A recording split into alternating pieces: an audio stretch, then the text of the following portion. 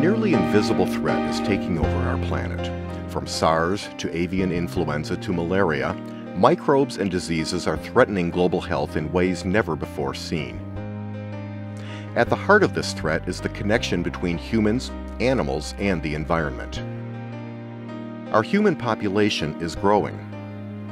This growth is happening worldwide, but is most dramatic in developing regions. These very places are also struggling environments that are least able to support a population boom. The level of interdependence between communities, neighboring countries, regions, and global partners is at an all-time high and growing. Global transportation systems move animals and products faster than ever before, but as these systems become more efficient, they can also bring diseases from distant places to our own backyards. These factors are creating a connection between humans, animals, disease, and the environment, rapidly turning local problems in one part of the world into global dilemmas. I see the convergence of human and animal health as producing some of our most recent phenomenon and problems, actually producing a greater amount of problems as we go into the future. So the scope, the scale, and the consequences of the convergence of human and animal diseases is very much unprecedented. For many years, we have lived in a world where events seem distant. We now realize that events thousands of miles away can affect our own communities. Disease pandemics can start locally and rapidly spread across the globe. We also recognize that most of our human diseases come from microbes within the animal kingdom. The issue as we see it is yet another instance of us creating a system that is not designed. The system that we're talking about here is the global industrial food system, and the way that there can be runaway human disasters that can occur because our eye is not on the ball of what may go wrong, our eye is on the ball of the economic opportunities around the world.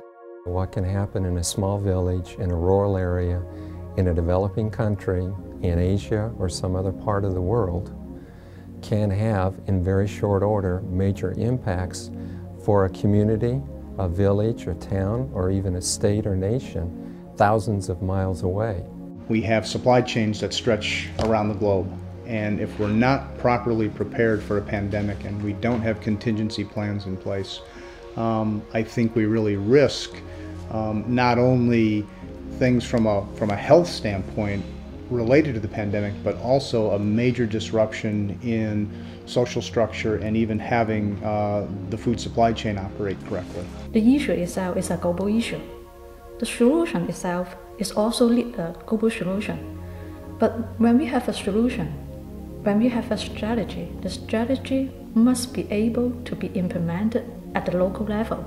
Solutions to this global crisis require individuals and groups who are willing to take up the mantle of leadership in local communities throughout the world. It's going to take a worldwide approach, and I think that's one of the very positive things that we see, is that in looking upstream at how we prevent public health, food safety problems, we have to look at the animal health issues. And truly we can't identify that in any one country.